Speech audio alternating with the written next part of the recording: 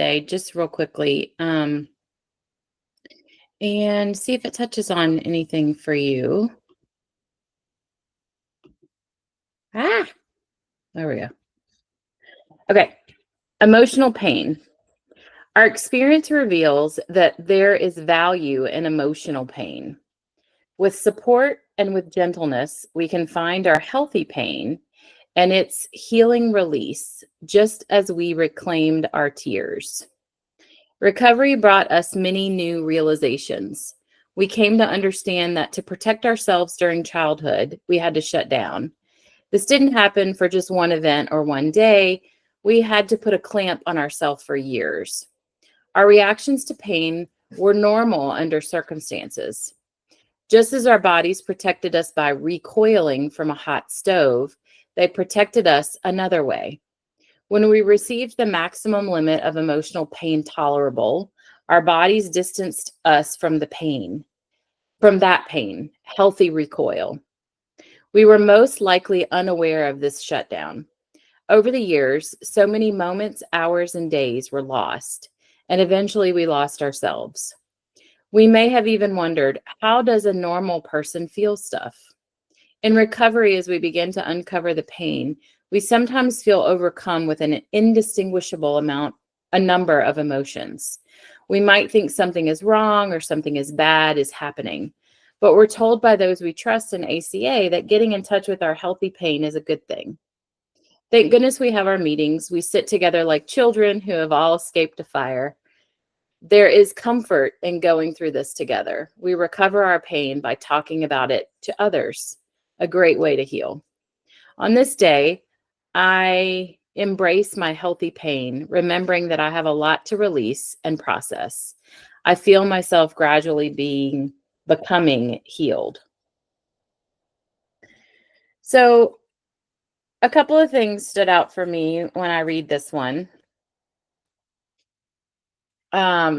Just to be honest, one question that I've gotten over the years is, so is there any addiction that's healthy? If there can be healthy pain, there's got to be some kind of healthy addiction. And when I think of getting in touch with my healthy emotional pain, it is ACA's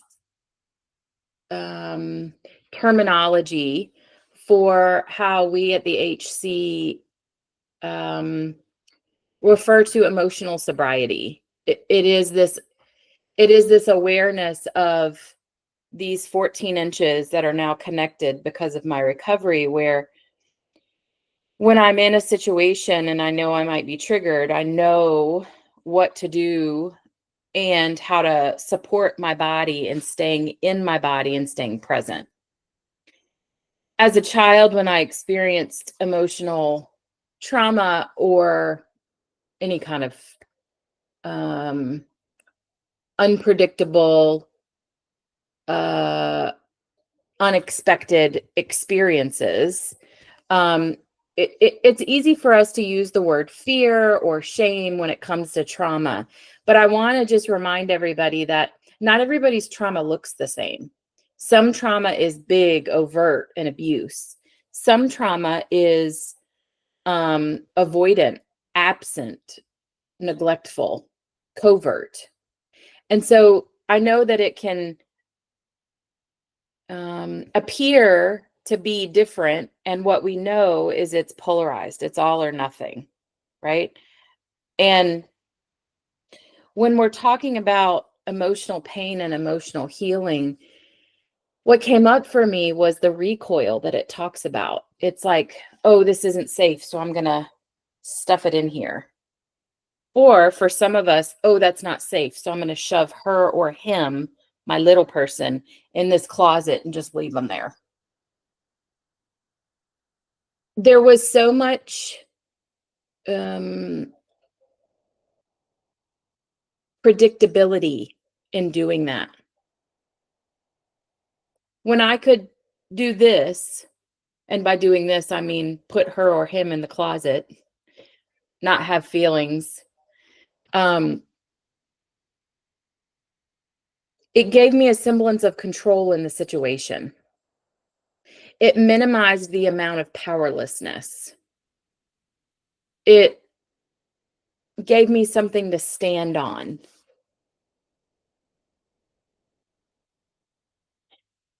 And as an adult, I've said this many, many times, probably hundreds of times. I started recovery going, is this normal? Is this normal? What does this look like? Again, thinking I'm a pretty intelligent person. Like I mean, I didn't max out on the SATs or anything, but I mean, I know some things. And the emotional availability is not cognitive. It's not a cognitive thing. And so for many of us, working the program is about not staying in my head and journeying back down into my body, into this place that I was very intentionally checking out of. I was very intentionally putting her or him in that closet, thinking that's how they were going to stay safe through dissociation. And knowing that the older I got and the longer that I utilized that strategy, the better I got at it. And becoming a teenager or a young adult or an adult in my 20s, just having these moments of, is this peace? Like feeling so little, trying to identify what's happening in my body, feeling so little. And now, fast forward as a healer, working with clients that are in their, 30s, 40s, 50s. Girl, hey. In their 30s, 40s, 50s, doing that same thing. Like, what is this?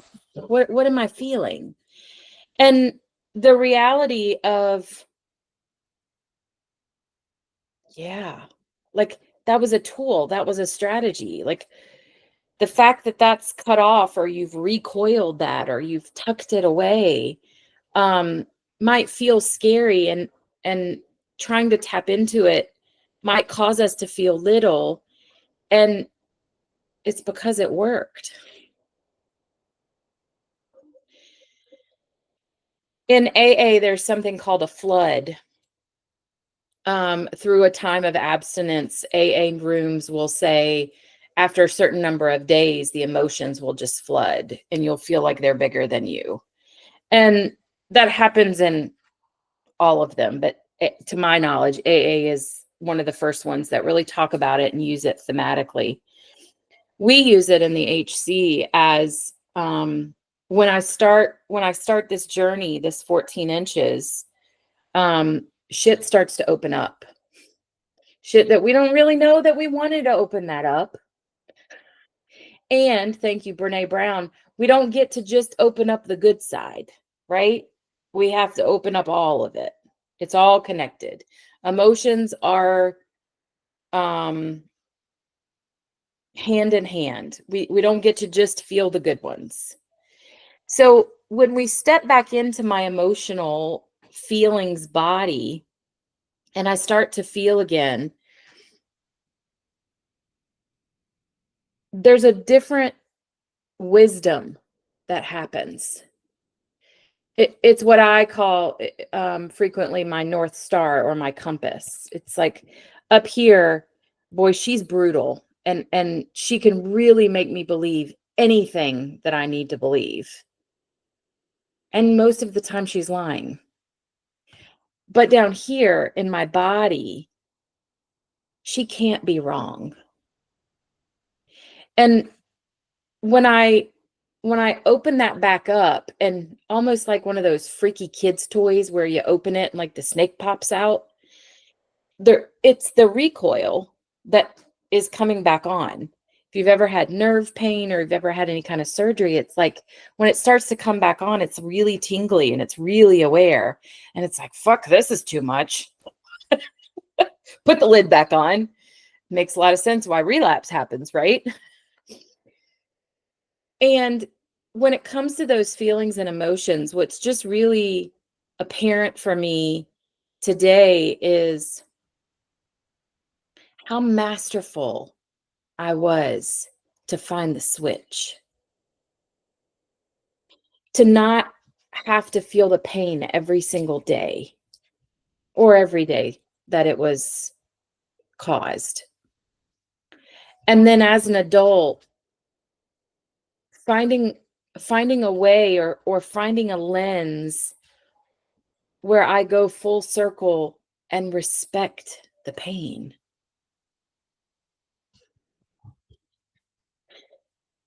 I know for me, my story has a lot to do with numbing emotional pain, and that has manifested into physical chronic pain. And basically, what it means is I got to take a lot of breaks. I don't have the stamina I used to have, and it pisses me off. It makes me mad because I say I'm only 44, and I've just in my life had this relationship with my body where she just always did whatever I needed her to do. If that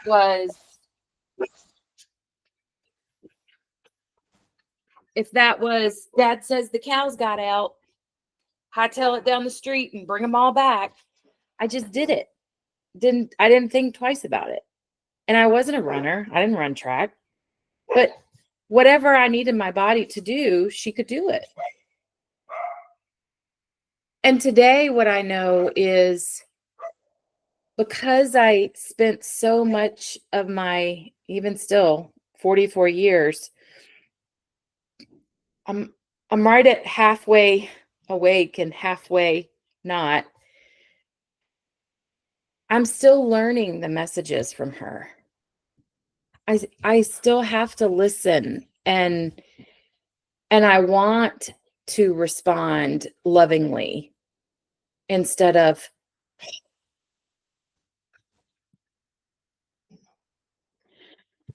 because most of the time it's I'm annoyed by needing to take a break or rest or lay down.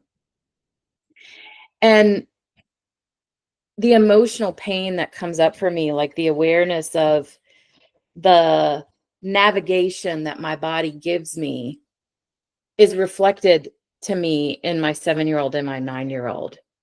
Like when they're so tired and they can't even put their little sentences together and they're just like, "Mommy, I can't do it. Can you wash my hair?" And I say, "Yes."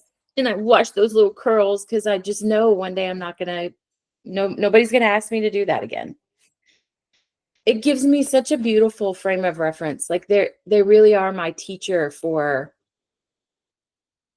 and I know this, like it even sounds weird, but they are my teacher for emotional pain because they teach me how good it can be on the other side.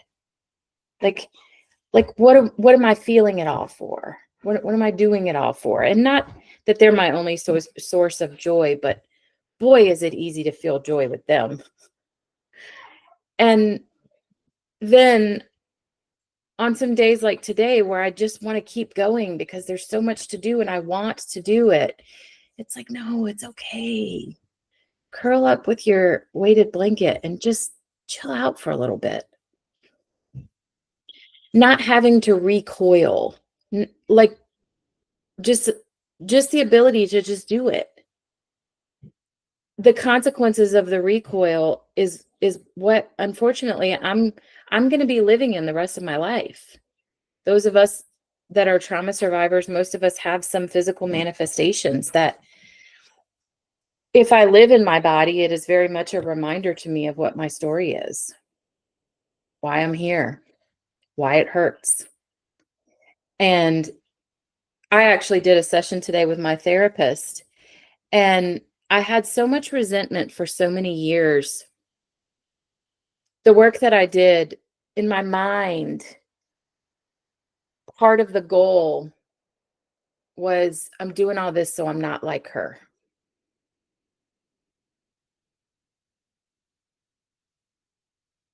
And that makes me really sad to say that.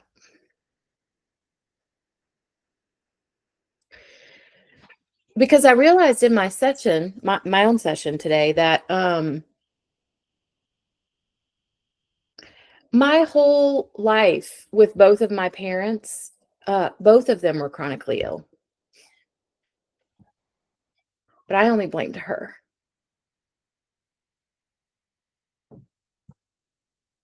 And that's what I do today. I blame me when I can't do something I want to do. And it was just this like bittersweet realization, um that when it comes to that emotional pain, it can be an inconvenience, and it has a really long story, and its intention is gentleness. All she's reminding me to do is take a break.